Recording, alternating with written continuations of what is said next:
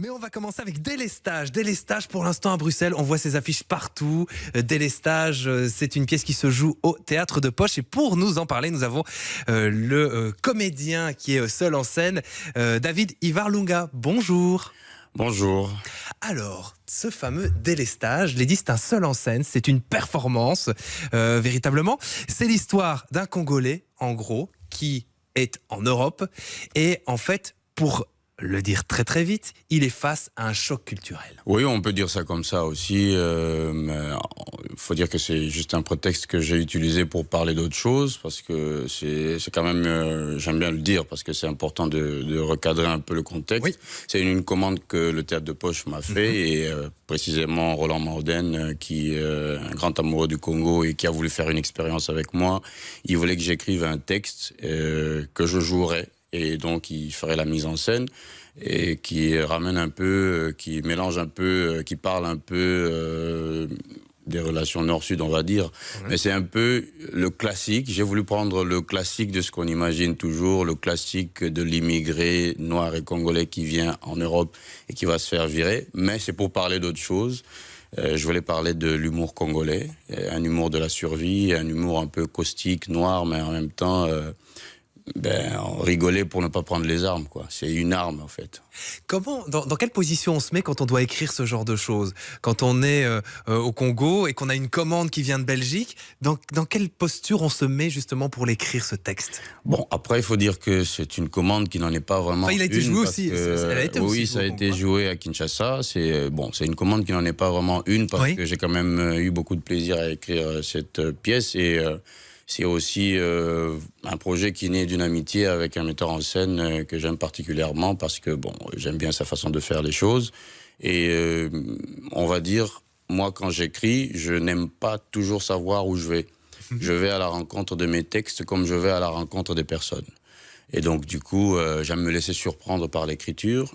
Je ressens ce que je veux dire, mais je ne sais pas encore ce que je veux dire. Donc j'avais tout un background, si vous voulez, un bagage de toutes ces choses qui me traversent dans mon pays. Et je viens de temps en temps en Europe, j'observe des choses, j'entends des choses, et des petites histoires, des blagues, des choses que je peux mettre aussi un peu en dialogue avec ce qui se passe chez moi. Et donc, je suis arrivé en 2016, c'était le lendemain des attentats de Zaventem, des attentats de Paris, et c'était la Coupe d'Europe. Alors je me suis dit, il faut bien faire quelque chose de tout ça. Oui, parce que ça parle effectivement des attentats, mais ça parle aussi des points communs. Il y a les points de discorde, il y a les points communs. C'est hyper intéressant, évidemment, comme point de vue. Quelle est la réaction des... Enfin, est-ce que la réaction des gens était différente à Kinshasa et à Bruxelles, par exemple? Bon, il faut dire que c'est clair que la réaction n'est pas la même. Ça rit plus à Kinshasa? Oui, ça rigole comme pas possible. C'est justement ça, en fait, quand je parle d'humour congolais, c'est justement ça, c'est que les gens côtoient tellement les difficultés, la douleur et la mort, qu'ils commencent à en rire, quoi. Moi, ce qui m'a motivé à écrire cette pièce, les envies que j'avais de parler de l'humour congolais, c'est deux choses que j'ai observées, mais je vais plutôt parler de celle qui m'a vraiment frappé. C'est que j'ai suivi un documentaire sur une femme du 3e âge. C'est un documentaire d'une Sénégalaise qui a parlé du docteur Mukwege avant Thierry Michel. Et cette femme qui tendait vers le 3e âge s'était fait violer par plusieurs miliciens. Et elle racontait ça avec une distance où vous posez la question de savoir si vous devez rire ou si vous devez compatir. Vous étiez gêné. Et voilà, j'ai compris que c'était ça, et j'ai voulu me lancer un peu dans une expérience où j'envoie dans la gueule de tout le monde, et dans ma propre gueule aussi, parce que c'est aussi mon histoire. Et je ris un peu de tout ça, et c'est très détendu. Au fond, attentats, tout le reste, tout ce que je raconte... immigration et tout ça, c'est juste un prétexte, comme je l'ai dit. C'est vraiment un prétexte pour prendre un peu le plaisir de rire des choses dont on ne devrait pas rire en temps normal. Et dans la pièce, il est question d'un article 15. Voilà. Alors c'est quoi ce fameux article 15? Alors ça vient d'où, ça? Je suis content que vous me posiez cette question, parce que c'est aussi ça le nœud de tout ça. Délestage, au fond, si vous voulez, il y a un passage dans le spectacle où je dis... Délestage, qu'est-ce que c'est au fait? C'est, comme vous voyez même dans l'affiche, il y a la prise mâle et la prise femelle, mais c'est débranché, il n'y a pas de courant qui passe, il y a une désarticulation. Mais en gros, c'est aujourd'hui, les enfants mangent, et demain c'est le tour des parents. Cette année, les garçons vont à l'école, l'année prochaine c'est le tour des filles. Il y a de l'électricité 3 jours sur 7 si vous avez de la chance, parce que sinon c'est parti pour 2 mois. Les fonctionnaires de l'État sont payés 3 mois de salaire, le reste de l'année ils bossent à crédit, etc. Donc c'est un peu ça. Et l'article 15, c'est justement l'unique article de la Constitution populaire congolaise qui dit tout simplement débrouillez-vous. Donc, puisque l'État ne peut pas faire ce qu'il est censé faire, eh ben, on est dans un état où tout le monde se débrouille pour trouver des solutions à ces problèmes. Et c'est cet article qui est un peu une sorte de loi collective, populaire, qui donne à chacun le droit de trouver des solutions pour ces problèmes. Il y a aussi un mot que je ne connaissais pas, que j'ai vu dans la plaquette de presse, que j'ai vu dans les articles, c'est quinoiserie. Oui. Qu'est-ce que c'est la quinoiserie? Eh ben, la quinoiserie, c'est justement c'est Kinshasa. C'est Kinshasa dans ses côtés sombres, ses côtés magnifiques. Kinshasa dans ses joies, dans ses peurs, dans ses angoisses.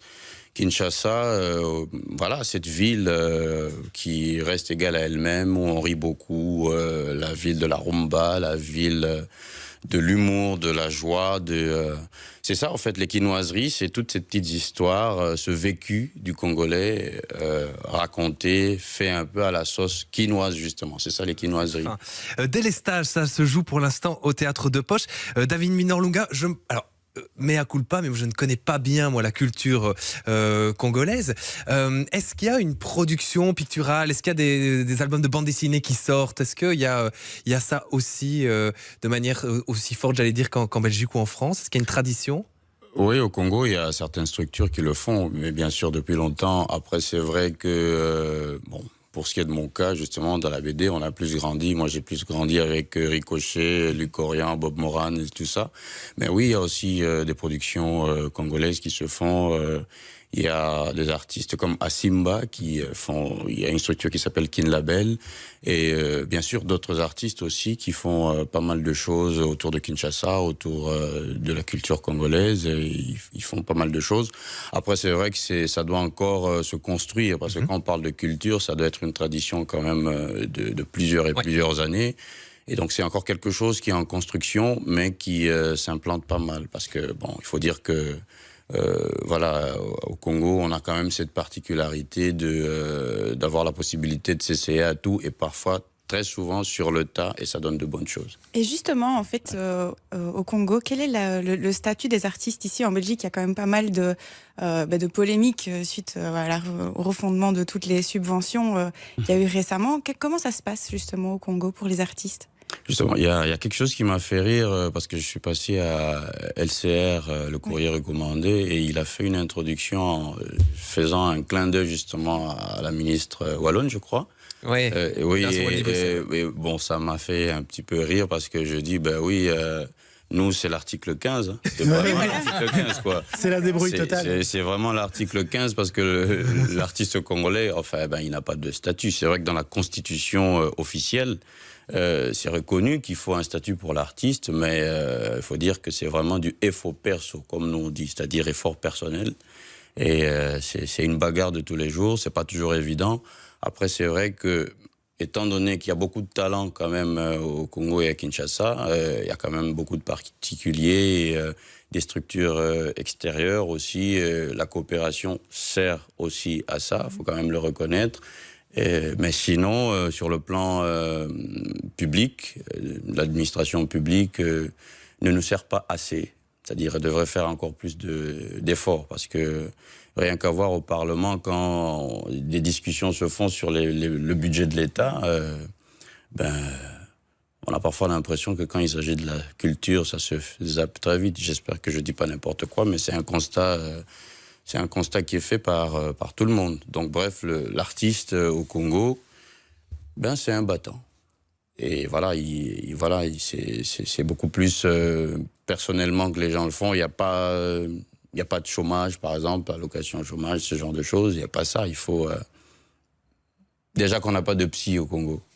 Donc, même ça, c'est article 15. Il faut être son propre psy. Donc, pour le reste, imaginez la suite. C'est vrai que je n'ai pas trop d'acquaintance avec les vaudevilles. Bon, mais ce titre, je le reconnais. Je n'ai pas lu la pièce. Je ne l'ai jamais vue. D'ailleurs, ça m'intéresserait bien. Mais je sais que Patrice Chéreau l'a monté à ses débuts. Ça, moi, je le sais. Et comme j'aime bien le travail de Chéreau, paix à son âme, j'aimerais bien, bon, si j'ai le temps, parce qu'après je joue jusqu'au 23 et je repars le 26, mais j'aimerais bien aller voir cette pièce, juste en souvenir. Je pense que ça doit être très éloigné de ce que Chéreau a fait. Je ne l'ai pas vu. Moi non plus, mais je sais que c'est à ses débuts, il s'est essayé à ça. Et, voilà, il a monté cette pièce-là, et donc j'aimerais bien voir ce que ça donne. Oui. Délestage, c'est au Théâtre de Poche jusqu'au 23, sauf les dimanches et les lundis. David Minor-Lunga était avec nous. Merci beaucoup. Merci.